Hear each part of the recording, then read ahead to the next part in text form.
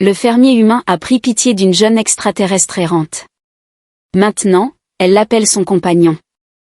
Le soleil martien venait tout juste de disparaître derrière l'horizon, projetant une lueur orange pâle sur les sables rouges accidentés. Jacques Harper s'appuyait contre l'embrasure de la porte de sa grange, sa main usée tenant une tasse fumante de décoction de cactus martien. Travailler comme fermier sur Mars n'était pas un rêve. C'était de l'endurance, de la sueur et l'espoir que la prochaine saison rapporterait enfin assez pour régler ses dettes. Mais Jacques, un ancien marine de l'Alliance terrienne, avait vu assez de guerres pour savoir que la paix, aussi rude soit-elle, valait la peine d'être protégée. Ce fut un léger bruissement à l'intérieur de la grange qui attira son attention. Ses yeux se plissèrent alors qu'il reposait sa tasse et attrapait un fusil à plasma fixé à côté de la porte. « Qui que vous soyez là-dedans, dit-il d'une voix ferme, sortez lentement, les mains où je peux les voir. » Le silence lui répondit.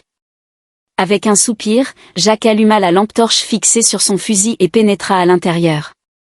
Le faisceau balaya des bottes de foin, des équipements rouillés et des ombres suffisamment profondes pour dissimuler à peu près n'importe quoi. Ce n'est que lorsqu'il entendit un faible gémissement tremblant qu'il s'arrêta, ses instincts aiguisés par des années de combat l'incitant à baisser la lumière. Dans un coin reculé, enveloppé dans une couverture thermique en lambeaux, se trouvait une silhouette, une fille.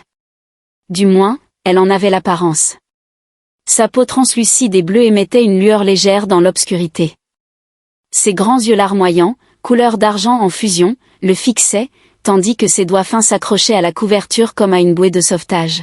« S'il vous plaît », murmura-t-elle en anglais avec un fort accent et une intonation presque musicale, « ne me faites pas de mal. » Jacques abaissa lentement le fusil, son expression s'adoucissant.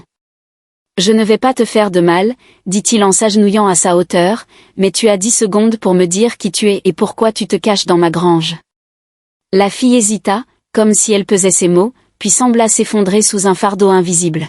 « Je suis Liara, » dit-elle d'une voix à peine audible. « Je me suis échappée. Il me traque. » Les sourcils de Jacques se froncèrent. « Qui te traque ?» Elle hésita, mais la porte de la grange grinça soudainement, un vent glacial s'engouffrant comme pour répondre à sa place. « Des chasseurs de primes, » murmura-t-elle. Un choix difficile se présenta à Jacques. Son instinct lui criait de la renvoyer. Il avait combattu suffisamment de batailles pour savoir qu'il valait mieux éviter de s'impliquer dans les guerres des autres. Mais en regardant ses yeux désespérés, quelque chose en lui se brisa. Elle n'était guère plus qu'une enfant, son corps frêle tremblant d'épuisement. « D'accord, Liara, » dit-il en se levant et en lui tendant la main. « Tu peux rester ici ce soir. Demain, on verra quoi faire. » Ses yeux argentés s'écarquillèrent de gratitude tandis qu'elle saisissait sa main. « Merci, protecteur, » murmura-t-elle. Le mot résonna étrangement, mais Jacques l'ignora en la conduisant dans sa modeste maison. Ce n'était pas grand-chose, une petite cabane en pierre martienne de 2 pièces, mais elle était chaude et sécurisée. Il lui donna à manger et l'installa sur le canapé, son épuisement la plongeant rapidement dans un sommeil agité. Le lendemain matin, Jacques se réveilla pour trouver Liara assise en tailleur sur le sol, les mains jointes dans un étrange geste de révérence. « Bonjour », dit-il en se frottant la nuque. « Bien dormi ?»« Oui », répondit-elle d'une voix douce mais résolue. « Et j'ai pris ma décision. » Jacques se figea à mi-chemin d'un pas. « Décision ?» Elle se leva, ses mouvements gracieux malgré son corps fatigué. « Vous m'avez offert un sanctuaire. Parmi les miens, un tel acte crée un lien. Vous êtes désormais mon protecteur. » Il cligna des yeux. « Ton quoi ?» Ses joues prirent une teinte lavande, un signe d'embarras. « Ce n'est pas qu'une simple protection. Chez mon peuple, protéger signifie réclamer. C'est semblable à un mariage. » La mâchoire de Jacques se décrocha. « Maintenant, attends une seconde. Je n'ai jamais accepté ça. » L'expression de Liara s'adoucit, mais une détermination silencieuse brillait dans ses yeux. « Ce n'est pas quelque chose que vous pouvez refuser. Le lien est déjà formé. » Jacques passa une main dans ses cheveux grisonnants en soupirant bruyamment. « Écoute, je crois qu'on a un malentendu culturel ici. » Avant qu'elle ne puisse répondre, un faible bourdonnement d'engin résonna au loin. Jacques se retourna brusquement, ses instincts de soldat s'activant. Il attrapa son fusil et se dirigea vers la fenêtre, jurant entre ses dents. Un vaisseau noir et élégant descendait au loin, ses marquages indubitables, des chasseurs de primes. « Reste ici », ordonna Jacques d'une voix froide et autoritaire. « Verrouille la porte.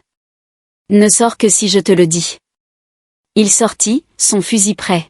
« D'accord, Liara », dit-il en s'asseyant en face d'elle. « Il est temps de parler. Qui es-tu vraiment et pourquoi ces chasseurs de primes sont-ils si désespérés de mettre la main sur toi ?» Liara posa la tasse délicatement. Ses yeux argentés rencontrèrent les siens, remplis de culpabilité et de détermination. « Je te dois la vérité, Jacques. Je ne suis pas simplement une réfugiée. Je suis née du Rift. » Jacques fronça les sourcils. « Tu arrêtes pas de dire ça comme si ça devait signifier quelque chose. » « C'est un titre, » expliqua-t-elle, la voix légèrement tremblante. « Parmi mon peuple, les Riftborn sont rares, ceux qui peuvent exploiter les énergies du Rift dimensionnel qui a sauvé mes ancêtres de l'extinction. Cela nous donne du pouvoir, mais cela nous marque aussi comme précieux. Mon peuple était autrefois chassé pour ce don. Nous avons fui notre monde natal pour échapper à l'extinction. Laisse-moi deviner, dit Jacques d'un ton sombre. Les chasseurs de primes travaillent pour quelqu'un qui n'a pas reçu le mémo. Liara acquiesça. Ils servent le syndicat, un cartel galactique qui commerce avec des êtres rares et puissants. Ils croient que je suis la clé pour contrôler l'énergie du Rift. S'ils me capturent, ils m'asserviront, ou pire. Jacques se pencha en arrière, se frottant le menton. Et ce lien, ce truc de protecteur ? Les joues de Liara virèrent aux lavandes. C'est une tradition culturelle. Lorsqu'une personne sauve un Riftborn dans son plus grand besoin, un lien se forme. Une connexion indestructible de loyauté et de partenariat. Jacques soupira, se frottant la nuque. Écoute, Liara, je ne suis pas un héros. Je suis juste un fermier qui essaie de rester à l'écart des ennuis. Tu es plus que ça, dit-elle doucement. Tu aurais pu me repousser, tu aurais pu me livrer, mais tu ne l'as pas fait. Ses mots flottèrent dans l'air, et pendant un moment, Jacques sentit le poids de ses paroles s'enfoncer dans sa poitrine. D'accord, dit-il enfin. Si ce lien te garde en sécurité, je vais faire avec, mais ne t'attends pas à ce que je commence à porter un smoking et à faire des discours.